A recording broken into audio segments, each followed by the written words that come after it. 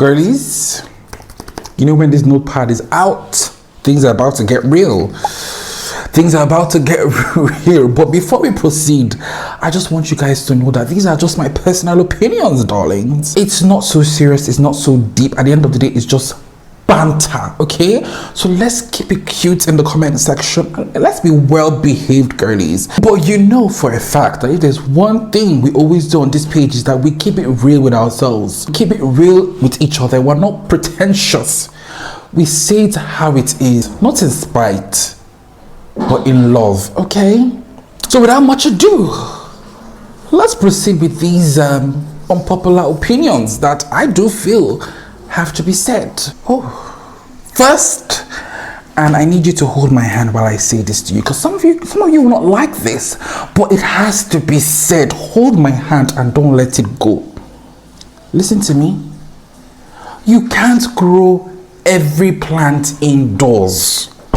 Please keep holding this hand. You cannot grow every plant indoors. Some plants don't want to be indoors, madam. That plant is not finicky. It just doesn't want to be indoors in your basement apartment in Canada. Some of you are legit trying to grow plants native to the mountain tops of the Himalayas. Some of you are trying to grow crotons inside your house. And you're coming out on Reddit to say that the plant is finicky. Girlies, it's not finicky. It just doesn't want to be indoors. It wants to be outdoors, out in the field, out in the sun. It's an outdoor plant. Let us sometimes stick to the conventional indoor girlies. Your monsteras, your agolimas, your zizis. You don't have to stretch the limit of things you can grow inside your house. And I don't care how fancy that grow light is or how wide the spectrum is. Sometimes the plant just wants to be outdoors. Okay, so let's know our limitations in life and in gardening sometimes. Okay?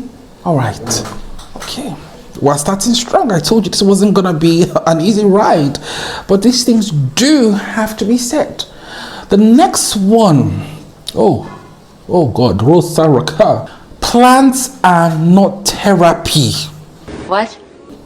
Gardening is not therapy. Plants are not therapy. Plants may be therapeutic, but they will never take the place of professional help, professional counseling.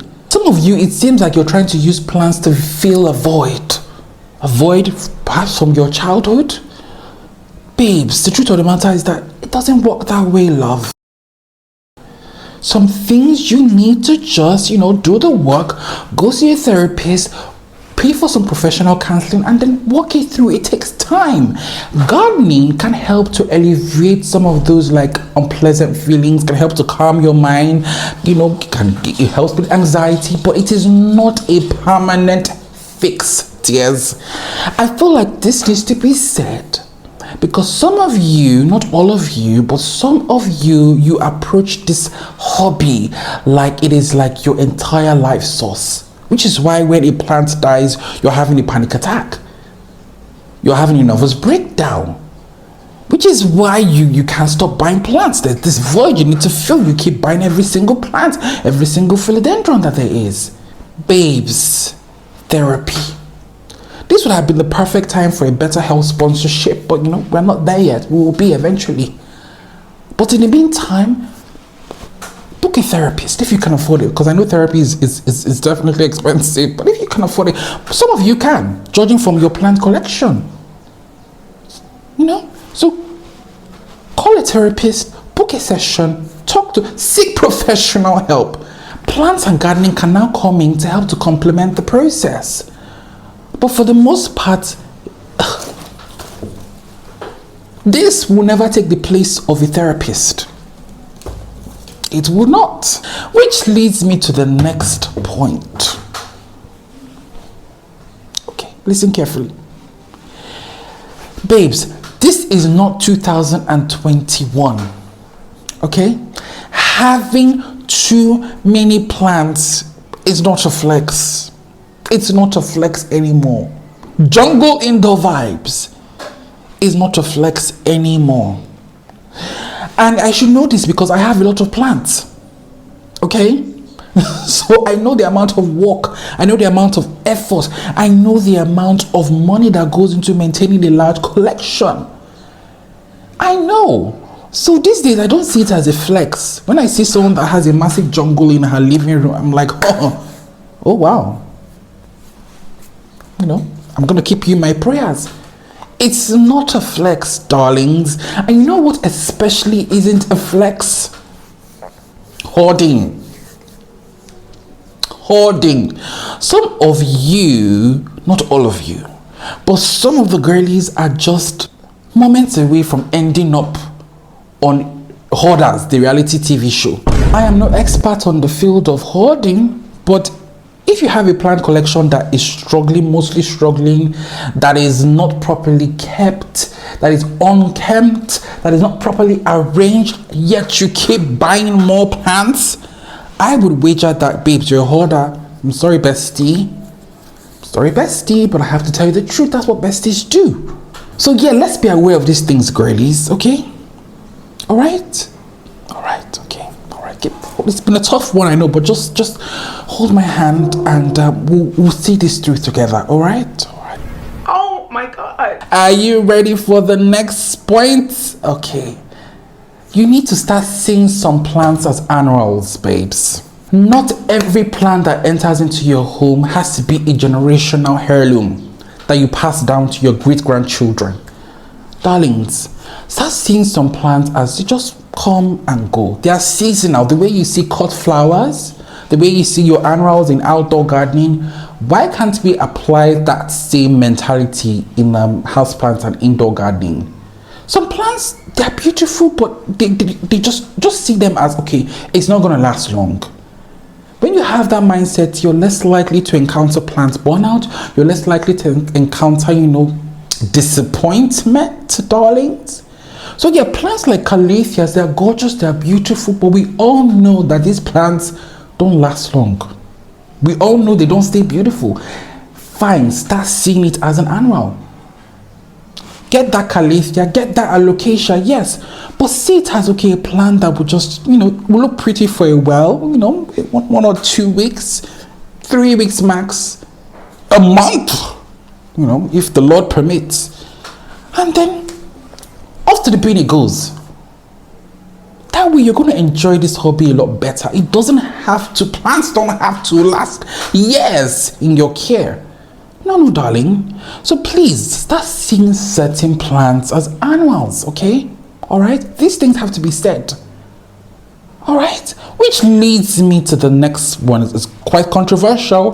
The girlies don't like it when I say this, but we always keep it real. It's okay to throw away plants. It's okay to throw away plants. Babes, I've done it on several occasions. I just did it last week. If the plant isn't giving you joy, if it is riddled with pest infestation, if it's pressuring, giving you anxiety, throw it away, darling. Throw it away. Let's just stop making it seem like a taboo thing when we talk about the subject of throwing away plants. That's the beautiful thing about this hobby. It's easy come, but also easy go, because it's a plant. It's not as full-term, long commitment as getting yourself an African grey parrot. No.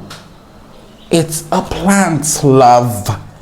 If you're not feeling it, put it in the bin, babes. Okay? So yeah. Alright, so let's take a breather. I feel like this has been quite a tough one. But let's take a breather. Let's do some breathing exercises, some grounding exercises.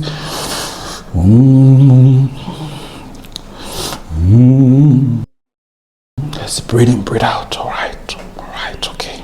Can we proceed to the next? Are you ready? Are you sure? So the next point is, and I'm just going to illustrate this to you. Let me show you something. Look at this ficus. Look at this beautiful ficus tiliki. Look at the material, okay? Hold on, that's not all. Let me show you one more plant. And then look at this gorgeous Dieffenbachia Big Ben variegata. Look at, do you know what these two plants have in common? They're all growing in coco coir. Jesus is Lord. They are both growing entirely in cocoa coir that you can buy from any big box store for like maybe $10. Which leads me to my point, girlies. You do not need fancy soil to grow plants. You do not need the most expensive, the chunkiest. You do not need fancy soil to grow plants. If you understand how plants work, as long as you give them a substrate and there is drainage, there is adequate drainage in that substrate, and you supplement it with nutrients every now and then, you are good to go. So can we stop complicating soil and like substrate? Can we stop? I feel like there's a soil for succulents, there's a soil. Can I even blow your mind further? My succulents, I grow them in the same soil that I grow my aeroids, the same thing. I don't think people quite realize that all these options, orchid mix, this soil, we forget sometimes that it comes from a place of privilege, babes, because there are certain parts of the world that these things are not available. These, when you're watching your average Western soil mix video, they're telling you add orchid pack, add this, make sure you add this. But we forget that parts of the world where these things are not available and they can be expensive. And there are people who make do with what they have in such parts. So I'm living proof, darlings, that you do not need fancy soil to grow healthy, beautiful plants. As long as you have the drainage, as long as you have nutrient source, you pretty much have what it takes to grow a thriving plant collection. It's that simple. Let's not overcomplicate it. Next one, okay, this one, we need to start being real with ourselves. We need to start being honest with ourselves, please. People are born with green thumbs. All this talk of, oh, no one is born with a green thumb, lies. There are people that are born with green thumbs. The same way some people are just born and they're so good at math. The same way some people are born and they're so good at drawing an illustration. Some of you girlies are born straight from the womb. And it's like, you're so good at taking care of plants. It's a gift. God has blessed you. God has just, you're just so good at it. I have been to the gardens of certain people and their plants are on another level. And I'm like, what is this? What is this? And I ask them, what are you doing? And they're not doing anything different from you and I.